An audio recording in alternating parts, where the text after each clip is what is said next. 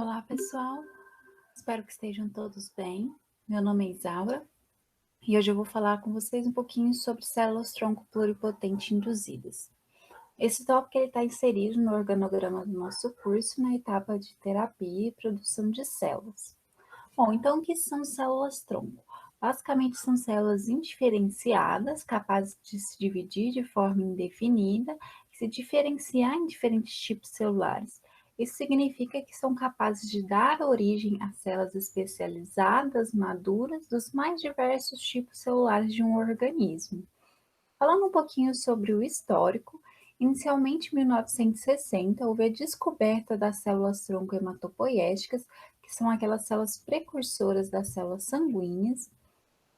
Depois, em 1962, esse pesquisador, junto a colaboradores, elaborou uma hipótese de que o genoma de uma célula madura poderia conter todas as informações necessárias para conduzir o desenvolvimento de todos os diferentes tipos de célula de um organismo. Com isso, eles fizeram um experimento onde eles retiraram o núcleo do óvulo de uma rã e inseriram o núcleo de uma célula somática intestinal nesse óvulo, obtendo então um óvulo modificado. Por fim, eles conseguiram desenvolver girinos normais. E com isso ele descobriu que a especialização das células pode ser reversível. Essa técnica ficou conhecida como transferência nuclear de células somáticas, que mais tarde foi responsável pelos experimentos que deu origem à ovelha Dolly. Em 1981, houve a obtenção de células-tronco embrionárias de embriões de camundongo, então essas células foram isoladas, estabelecidas em laboratório. Depois, em 1998, o mesmo foi feito com células-tronco embrionárias humanas, a partir de embriões enviáveis para fertilização in vitro. E em 2006, houve um marco na história das células-tronco, que foi quando as células-tronco pluripotente induzidas foram obtidas por meio de reprogramação de células somáticas adultas, utilizando fatores de transcrição.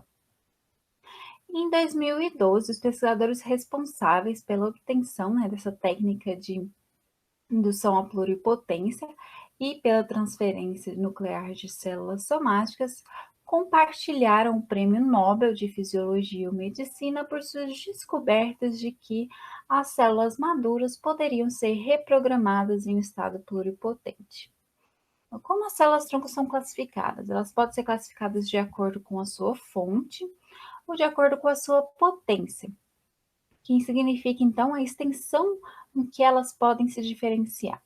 As células embrionárias podem ser totipotentes, são aquelas com capacidade de diferenciar em todos os tipos de células possíveis, incluindo os tecidos extraembrionários, como a placenta, ou pluripotentes, que são aquelas com capacidade de se diferenciar em quase todos os tipos de célula, excluindo então as células do tecido extraembrionário.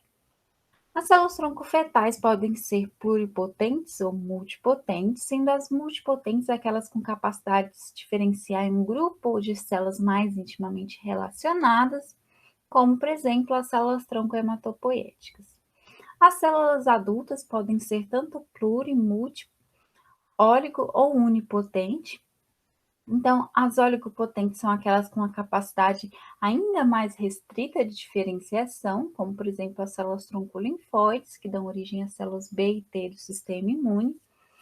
E as células unipotentes são aquelas com capacidade de produzir apenas células do seu próprio tipo. E as pluripotentes induzidas, como dito pelo próprio nome, são classificadas como sendo pluripotentes. E como essas células se mantêm nesse estado indiferenciado? Existem dois elementos-chave na manutenção das células-tronco, que é então a sua proliferação e a prevenção da diferenciação. Um papel crítico na manutenção da identidade das células-tronco é então desempenhado por um conjunto de interações entre fatores de transcrição, vias de sinalização e a maquinaria epigenética. Diversas evidências mostram um importante papel na manutenção da pluripotência, também desempenhado pelos fatores de transcrição SOXT2, OCT4 e NANOG. No entanto, a busca pelo entendimento completo dessa rede de pluripotência tem sido um campo ainda bastante estudado por diversos grupos de pesquisa. Bom, as células-tronco, então, elas têm uma capacidade proliferativa maior em relação às células somáticas, o que reflete, então, em ciclos celulares alterados. De modo que as células-tronco, elas tendem a se deslocar rapidamente da fase M, que é a fase de divisão, para a fase S, que é a fase de síntese de DNA, passando rapidamente por esse intervalo da fase G1, que é bastante reduzido em relação às células somáticas. Além disso, as células-tronco expressam a enzima telomerase, que pode ser considerada a chave para a imortalidade replicativa. Os telômeros são regiões nas extremidades dos cromossomos, são repetições de nucleotídeo que têm como função principal a preservação da informação genética contida no nosso genoma. Ao longo das divisões celulares, essa porção telomérica é perdida, de forma que pode chegar a um estágio de encurtamento, onde os cromossomos podem ser degradados e então pode ocorrer a morte celular. As células-tronco, assim como, por exemplo, as células tumorais, também expressam a enzima telomerase, que vai adicionar repetições teloméricas nessas terminações, evitando então com que haja perda a cada divisão celular e, consequentemente, morte celular. Aqui nesse gráfico, nós observamos, então, que as células somáticas tendem a perder essas porções teloméricas ao longo das divisões celulares, chegando a um estágio onde podem sofrer senescência ou morte apoptótica. E na ausência de sinais celulares para a senescência ou morte apoptótica, essas células podem continuar se dividindo, chegando a um estágio grave de encurtamento dos telômeros e instabilidade genética. E, eventualmente, essas células podem passar por esse estágio de crise e ativar a expressão da enzima telomerase, tornando-se células tumorais. No caso das células-tronco, nós observamos, como exemplificado aqui, que ao longo das divisões celulares não há perda dessas porções teloméricas, que é então devido à expressão da enzima telomerase nessas células. Falando um pouquinho sobre as células-tronco embrionárias, como dito anteriormente, elas podem ser pluripotentes ou totipotentes, sendo as pluripotentes aquelas originadas da massa celular interna dos blastocistos, enquanto que as totipotentes originadas de etapas anteriores da embriogênese, sendo o zigoto a primeira célula totipotente. Embora o cultivo de células-tronco embrionárias tenha trazido grandes perspectivas para a reposição tecidual na área da medicina regenerativa, ainda existem problemas éticos quanto ao uso dessas células humanas, né? E a rejeição imune que pode ocorrer quando transplantadas em pacientes. Então, as células-tronco pluripotentes emergiram como uma forma de contornar esses problemas. Os pensadores responsáveis pela introdução dessa técnica de indução à pluripotência partiram do princípio da técnica de transferência nuclear de células somáticas, a hipótese de que poderiam haver fatores muito importantes envolvidos nesse processo que poderiam atuar também na indução da pluripotência em células somáticas. Com isso, eles selecionaram 24 genes candidatos que poderiam induzir a pluripotência em células somáticas e identificaram que 4 deles realmente eram capazes de gerar células pluripotentes a partir de células somáticas. E esses fatores são o OCT3-4, o SOX2, o KLF4 e o CEMIC. Bom, então como que foi feito esse experimento de indução à pluripotência? Primeiramente, eles partiram de fibroblastos de camundongo. Essas células foram cultivadas em laboratório e, em seguida, foi feita a transdução com vetores retrovirais, que vão basicamente promover a entrega desses genes codificadores para os fatores de reprogramação nessas células. Em seguida, essas células, após a transdução, foram cultivadas sob uma camada que nós chamamos de feeder, ou também traduzindo como alimentadoras, que vão fornecer fatores necessários para a manutenção dessas células tronco pluripotentes em cultura. Essas células são cultivadas, então, até formação dessas colônias que a gente observa. Aqui temos, então, a colônia das células pluripotentes em volta a essa camada feeder. Essas células são em seguida caracterizadas como uma forma, então, de avaliar se adquiriram um caráter de pluripotência.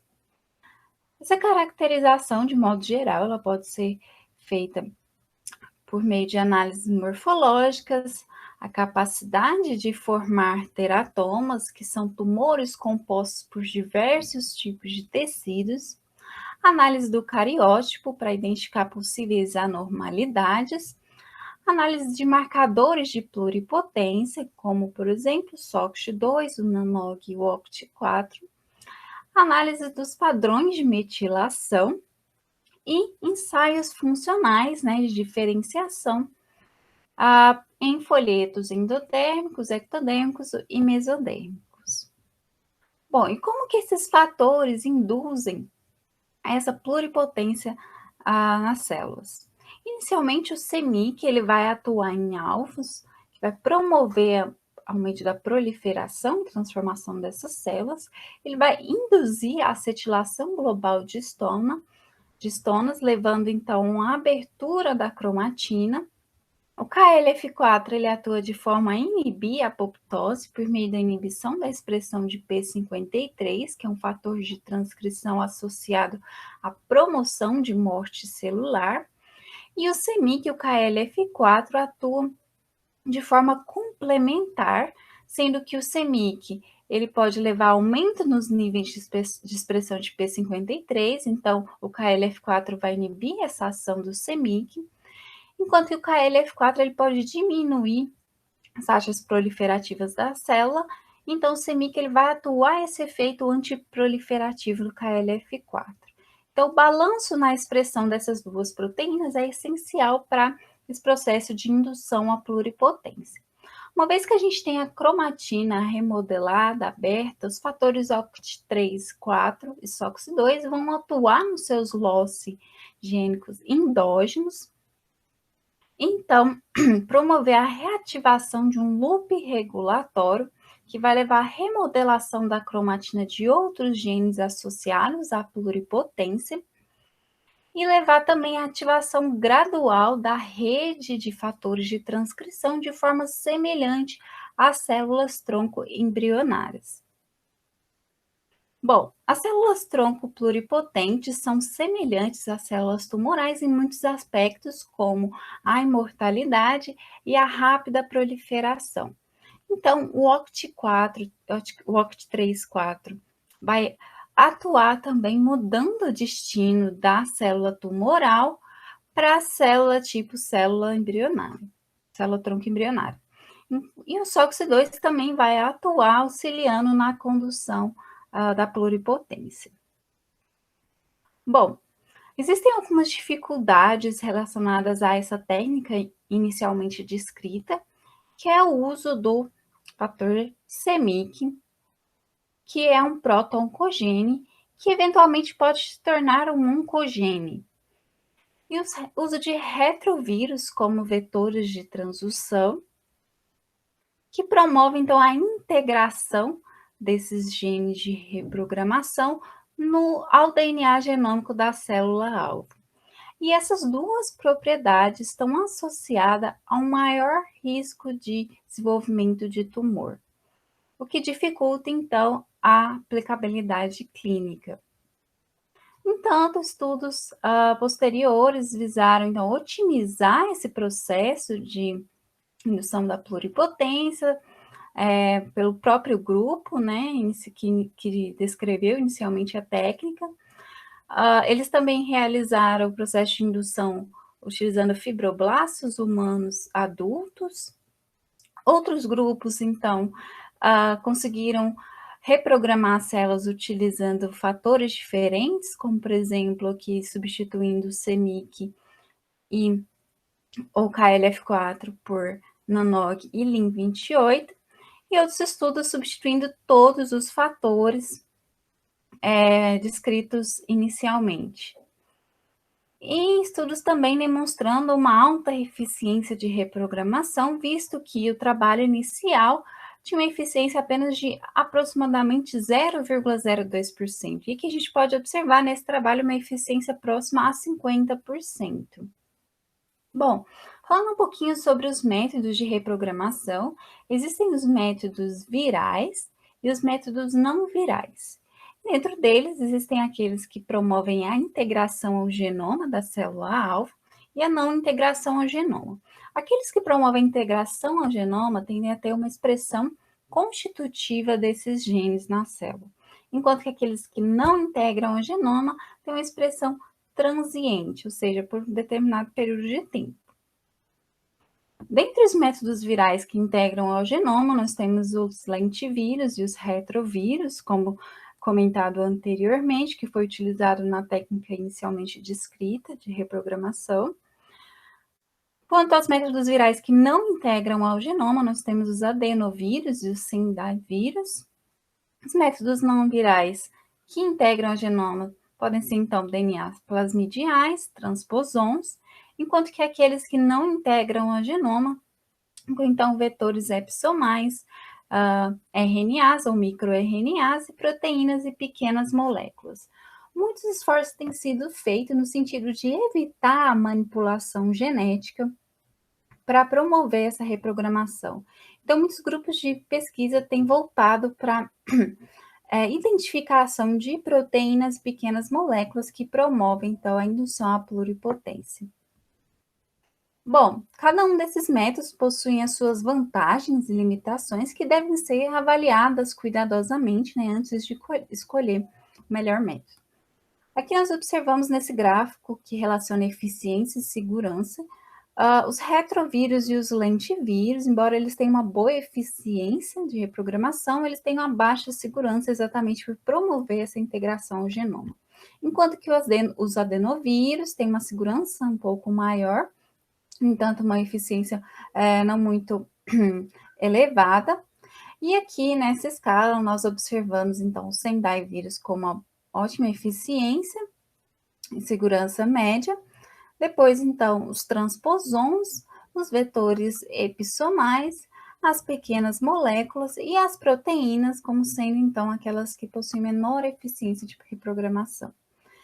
E os microRNAs e RNAs são, então, os métodos considerados com uma ótima eficiência e boa segurança também.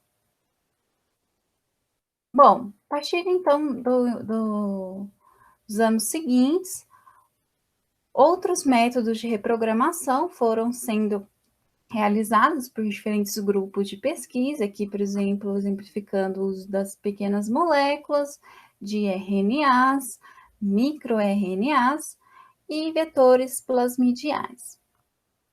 E qual o potencial, né, terapêutico das células tronco pluripotentes induzidas?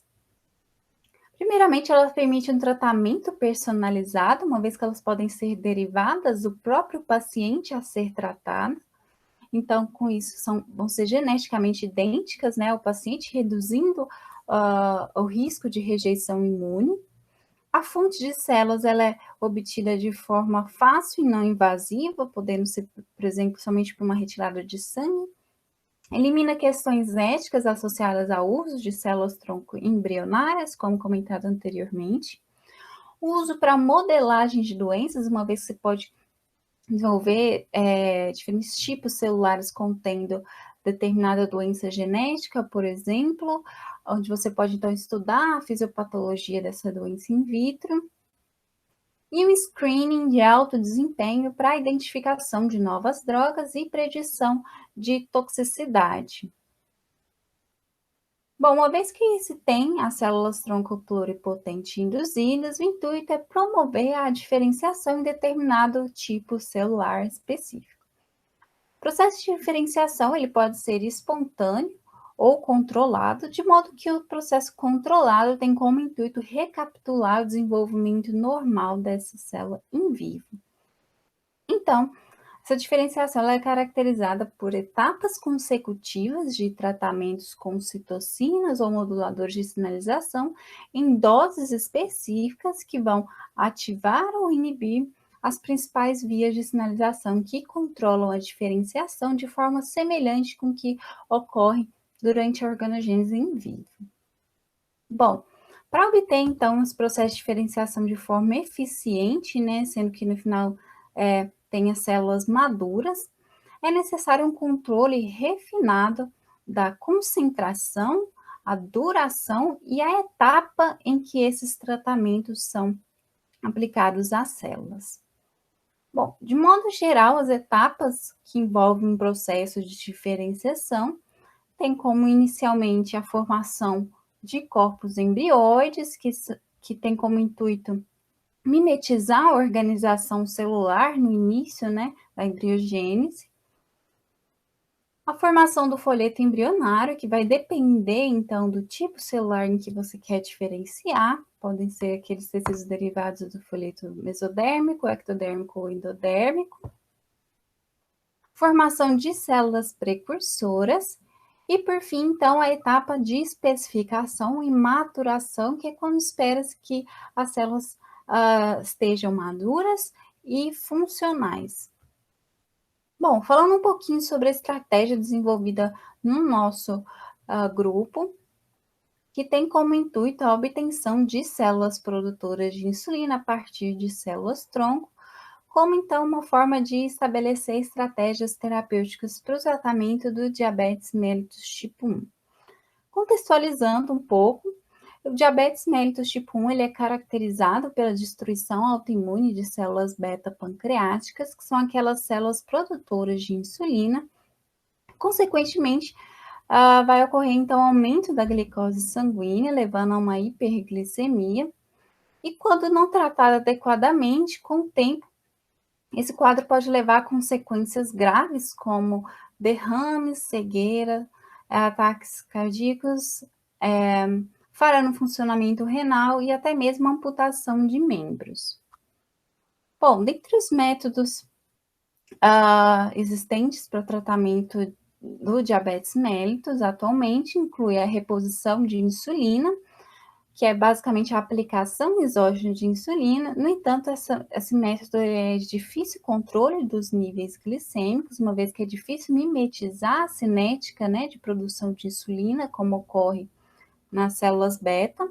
O transplante de órgão, embora seja um procedimento cirúrgico de grande porte, né, bastante invasivo, que exige um regime de imunossupressão bastante intenso, e o transplante de ilhotas pancreáticas, que, apesar de ser bastante promissor, ainda os protocolos ainda apresentam baixo rendimento no isolamento dessas ilhotas e também exige um regime de imunossupressão.